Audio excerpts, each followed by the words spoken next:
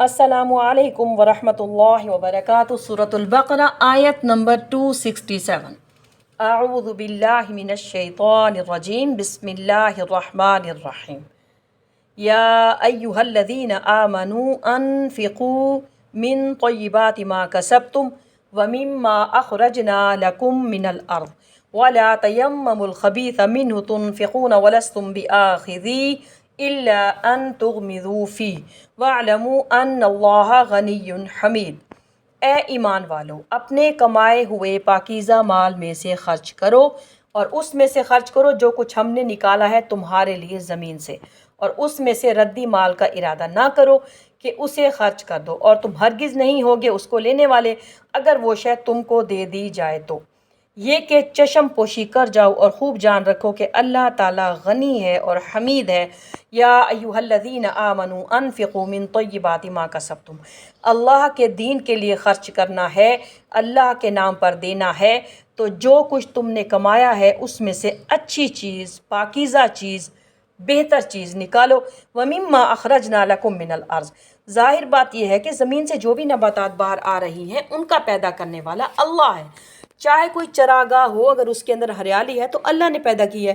کھیت کے اندر محنت آپ نے کی ہے، ہل چلایا ہے، بیج ڈالے ہیں، لیکن فصل کا اگانا ہمارے اختیار میں نہیں ہے۔ بیج کو مٹی کی تاریکی میں کون پیدا کرتا ہے؟ صرف اللہ تعالیٰ۔ ہم نے تمہارے لیے زمین سے نکالا ہے، اس میں سے ہماری راہ میں خرچ کرو۔ وَلَا تَيَمَّمُوا الْخَبِيثَ مِنْهُ تُنْفِقُونَ، ایسا نہ ہو کہ اللہ کی راہ میں خرچ کرنے کے لیے ردی اور نکارہ مال چھانٹنے کی کوشش کرو۔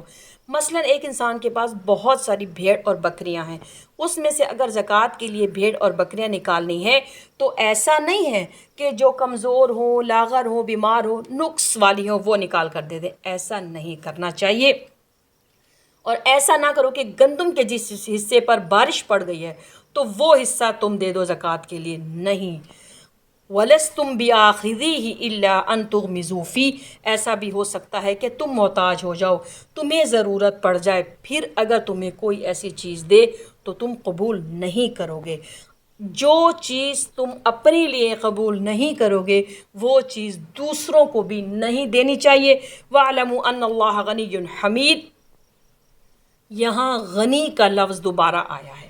یہ نہ سمجھو کہ تم کسی محتاج اور ضرورت مند کو دے رہے ہو، بلکہ یوں سمجھو کہ اللہ کو دے رہے ہو جو غنی ہے، سب کی ضرورتیں پوری کرنے والا ہے اور حمید ہے، یعنی اپنی ذات میں خود محمود ہے۔